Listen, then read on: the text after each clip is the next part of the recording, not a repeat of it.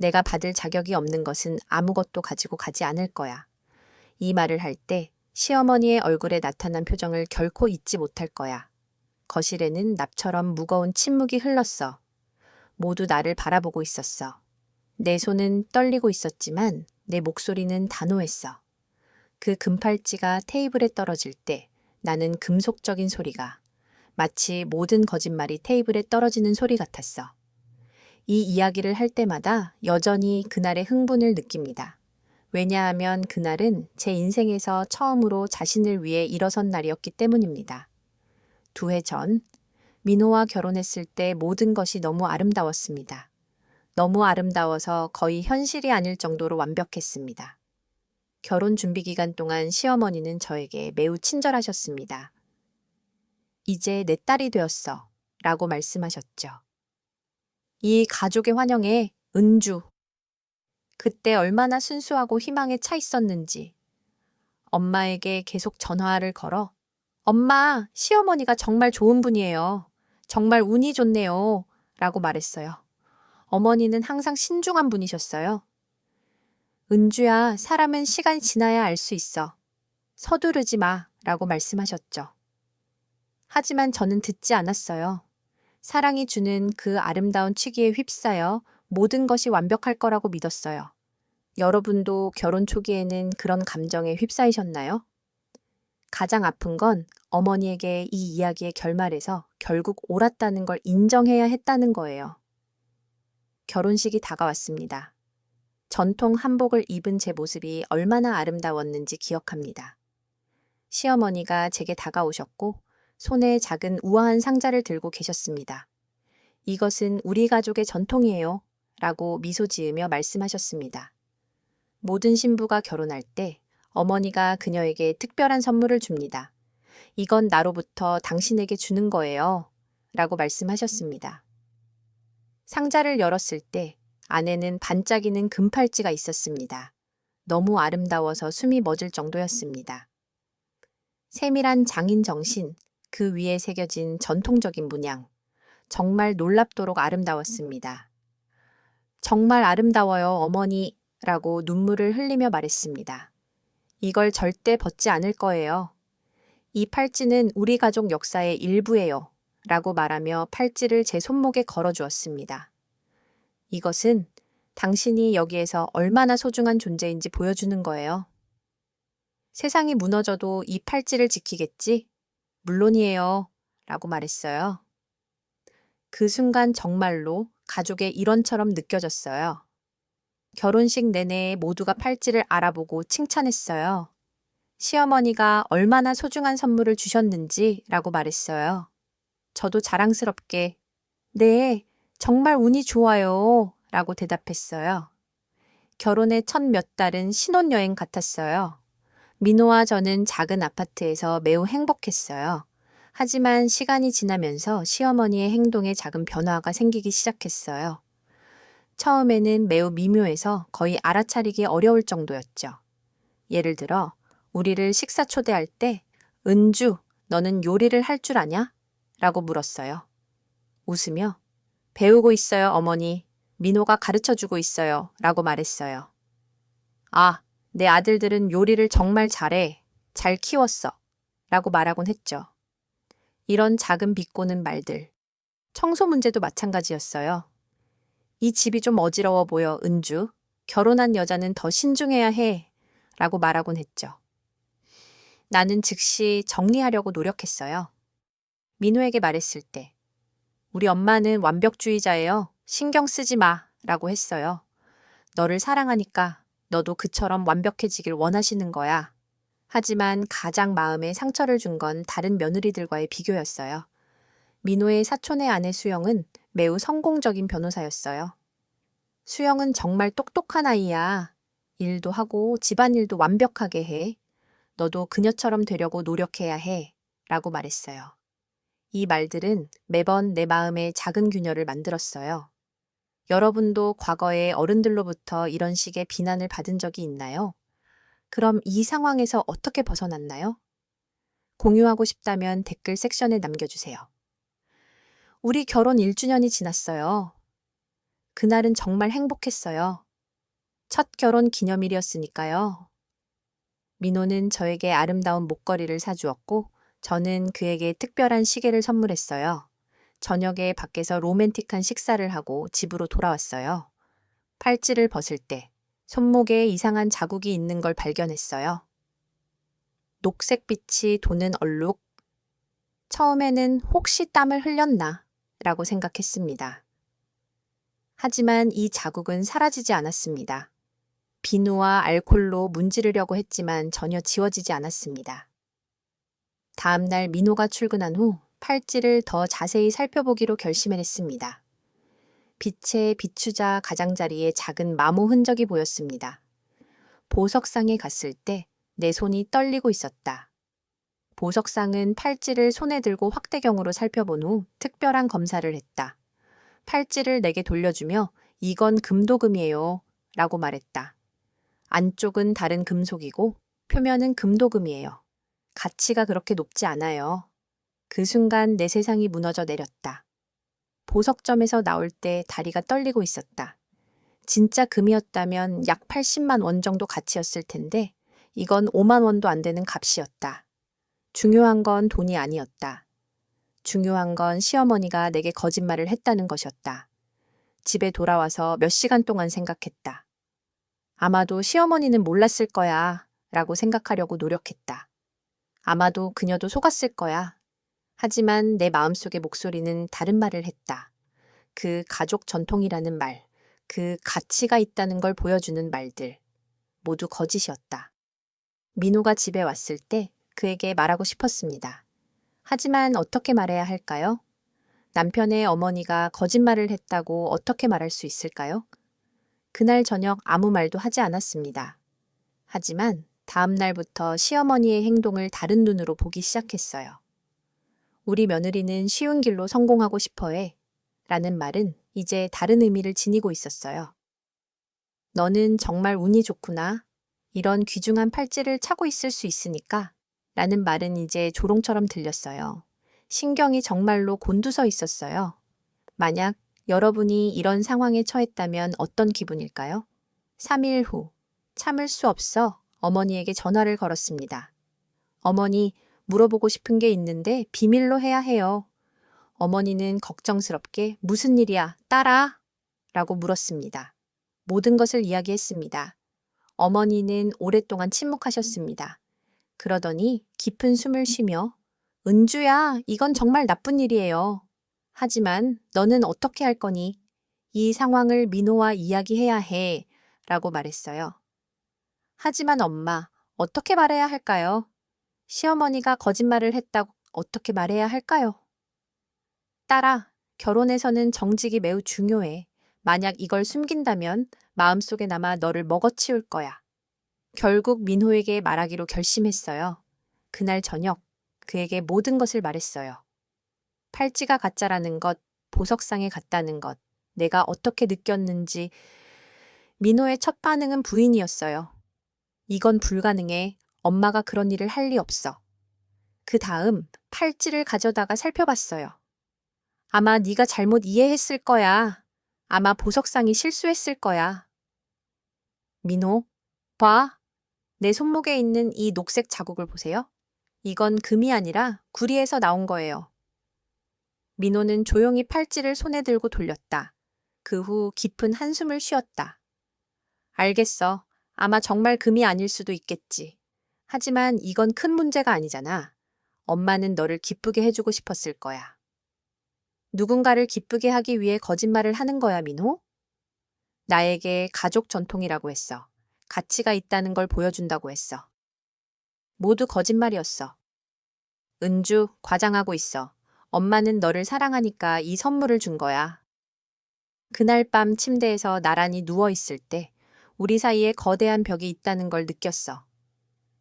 민호는 이해하지 못했어. 아니면 이해하고 싶지 않았어. 여성 시청자들에게 묻고 싶어요. 만약 당신의 남편과 사이에 이런 일이 발생한다면 어떻게 반응할까요? 제 생각에는 모든 남자가 이거나 이와 비슷한 반응을 보일 거라고 생각해요. 이 주제에 대해 댓글로 예나 아니오만 써도 충분할 거예요. 적어도 사회적 실험을 해보는 거죠. 계속하겠습니다. 이 사건 이후 시어머니의 행동은 더 악화되었습니다. 하지만 매우 교묘하게 행동했습니다. 결코 직접적으로 나쁘게 행동하지 않았습니다. 항상 간접적이고 은밀하게. 은주야, 그 팔찌 아직 가지고 있니? 분명히 잘 관리하고 있을 거야. 미소를 지었지만 눈동자에 다른 것이 있었습니다. 우리 신부는 정말 운이 좋네요. 이런 귀중한 물건을 가질 수 있으니까요. 이 말을 손님들 앞에서 했고 저는 매번 마음이 아팠습니다. 한 번은 은주야, 너는 물질주의적인 사람이 아니지? 진짜 가치가 있는 것은 돈으로 측정되지 않으니까 라고 말했습니다. 그 말을 할 때 팔찌를 바라보고 있었습니다. 가장 나쁜 것은 다른 가족들이 옆에 있을 때 우리 은주는 정말 감사하는 아이야. 뭐를 주어도 만족해. 라고 말한 것이었다. 모두 그 말을 칭찬으로 생각했지만 나는 그 진정한 의미를 알고 있었다. 지난해 추석 때가 왔다. 모든 가족이 모일 예정이었다. 나는 그날까지 참아왔고 아무 말도 하지 않았다. 하지만 내 안에는 점점 커지는 분노가 있었다. 추석 아침 전통 복장을 입었다. 당연히 그 가짜 팔찌도 찼다. 왜냐하면 안 차면 시어머니가 왜 안 차니? 라고 물을 테니까. 시어머니 집으로 갔을 때 집은 매우 붐비고 있었다. 민호의 형제들, 사촌들, 배우자들 모두가 있었습니다. 우리도 부엌에서 식사 준비를 돕기 시작했습니다. 식사 준비를 하면서 수영이 은주 언니 팔찌 정말 예쁘네요. 저도 그런 걸 원해요. 라고 말했습니다. 그 순간 시어머니가 이 팔찌는 특별한 거예요. 우리 가족의 며느리들만 착용해요. 가치가 매우 높아요. 라고 자랑스럽게 말했어요. 내 마음속에서 뭔가 끌어올랐지만 말하지 않았어요. 식탁에 앉았을 때 시어머니는 전통적으로 연설을 했어요. 가족의 가치관, 존중, 정직에 대해 이야기했어요. 이 가족에는 거짓말의 자리가 없습니다. 라고 말했어요. 우리는 서로에게 정직해야 합니다. 그 말을 하며 나를 바라보았다. 마치 나에게 도전하는 듯 했다. 식사 중 대화가 계속되는 동안 시어머니가 갑자기 나를 향해 말했다. 은주야, 너는 이 집에서 네가 받을 자격이 없는 것을 지고 있는 사람이다. 라고 말했다. 그녀의 목소리에는 이상한 톤이 있었다. 테이블이 갑자기 조용해졌다.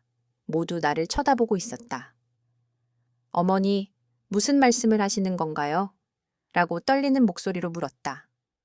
그 팔찌를 예를 들어 그걸 얻기 위해 뭘 했나요? 이 가족에게 뭘 기여했나요? 그 순간 내 안에 모든 것이 터져버렸다. 하지만 울지도 소리치지도 않았다. 그냥 조용히 일어나서 걸어갔다. 미안해요 라고 차분한 목소리로 말했다. 화장실에 갈게요. 하지만 화장실에 가지 않았다. 바로 시어머니의 침실로 갔다. 팔찌를 벗어 침대 옆 탁자에 놓았다. 그리고 아래로 내려왔다. 테이블에 앉아 식사를 계속했다. 아무도 묻지 않았지만 모두 내 손목을 바라보고 있었다. 그때 갑자기 계획이 떠올랐습니다.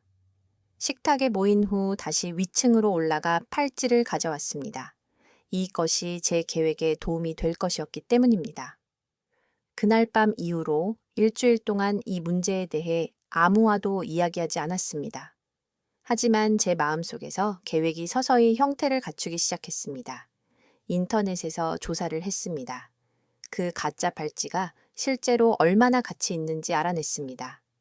그 다음 진짜 금 팔찌가 얼마나 될지 계산했어요. 한편 시어머니의 60번째 생일이 다가오고 있었어요. 큰 축하 행사가 계획되어 있었고 모든 친척들이 올 예정이었어요. 엄마에게 전화를 걸어 상황을 설명했어요. 엄마는 딸아, 뭘 계획하고 있니? 라고 물었어요. 엄마, 저는 이제 제가 받을 자격이 없는 것은 절대 가지고 다니지 않을 거예요. 그리고 이 교훈을 시어머니에게도 가르쳐 줄 거예요. 은주야, 조심해. 이 문제는 가족 내에서 큰 문제를 일으킬 수 있어. 라고 어머니가 말했어요. 어머니, 이제 저는 제 발로 서야 해요. 만약 그들이 이걸 견디지 못한다면 제가 이 가족에 맞지 않는다는 뜻이에요.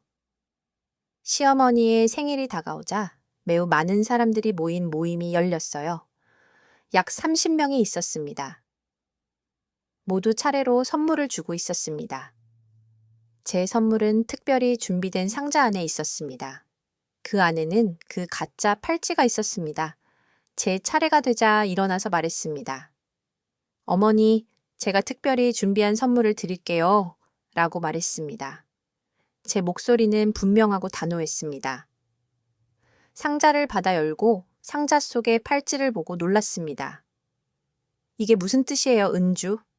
이건 제가 받은 결혼 선물이에요. 하지만 저는 이제 더 이상 받을 자격이 없는 것은 절대 가지고 다니지 않을 거예요.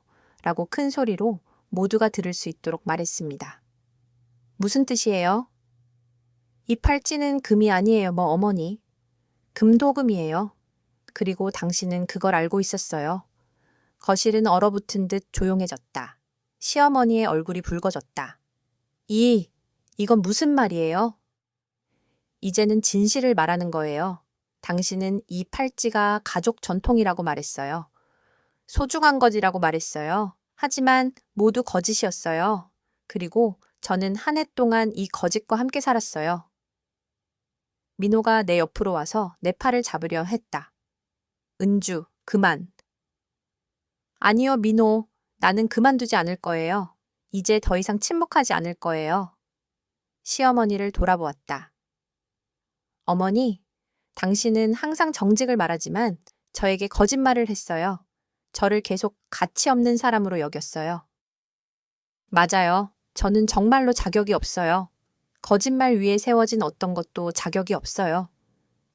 그날 이후로 시어머니 집에는 가지 않았어요. 민호와도 이 문제에 대해 매우 진지하게 이야기했어요. 그에게 분명히 말했어요. 당신의 어머니가 저에게 사과하고 행동을 바꾸거나 아니면 저는 이 가족과 거리를 두겠어요. 민호는 처음에는 매우 화를 냈지만 시간이 지나서 이해했어요. 어머니의 행동이 잘못되었다는 것을 깨달았죠. 2주 후 시어머니가 전화를 걸었어요. 목소리에 매우 다른 톤이 있었어요. 은주야, 이야기할 수 있을까? 네, 어머니. 나는 정말 잘못했어. 너에게 사과해. 이 사과가 내게는 충분하지 않았을지 모르지만 적어도 시작이었다. 거짓말을 하고 누군가의 꿈을 조롱하는 것은 사과로 보상받을 수 없는 일이지만 그런 마음가짐을 가진 사람이 사과하는 것은 시작이었다. 오늘날 나는 훨씬 더 강한 여성이에요. 그 가짜 금팔찌는 내게 가장 소중한 교훈을 가르쳐 주었어요. 누구도 우리를 얕보게 해서는 안 돼요. 아무리 사랑하는 사람이라도요. 때로는 거짓말이 진실보다 더 많은 것을 알려주죠. 그 팔찌는 가짜일 수 있었지만 내 가치는 진짜였어요. 내가 존중받을 자격이 있다는 건 진실이었어요. 이제 민호와의 관계는 과거보다 훨씬 더 강해졌습니다. 왜냐하면 우리 사이에는 이제 어떤 거짓말도 없기 때문입니다. 그리고 시어머니와도 시간이 지나면 더 건강한 관계를 맺을 수 있을 거라고 생각합니다. 그 팔찌 덕분에 깨달은 것은 때로는 가장 큰 선물은 사실 교훈의 형태로 우리 삶에 찾아온다는 것입니다. 이 이야기를 공유한 후 궁금해지는 것이 있습니다. 여러분은 가짜 금상황, 가짜 선물이나 거짓말을 경험해 본 적이 있나요? 단순히 보석 의미가 아니라 인생에서 가짜 가치를 부여받거나 속은 경험이 있었나요? 그런 상황들을 마주쳤을 때 어떻게 행동하셨나요? 침묵을 지키셨나요? 아니면 일어나서 맞서셨나요? 댓글에 여러분의 이야기를 공유해 주세요. 각 이야기는 다른 여성의 힘을 키우는 데 도움을 줍니다.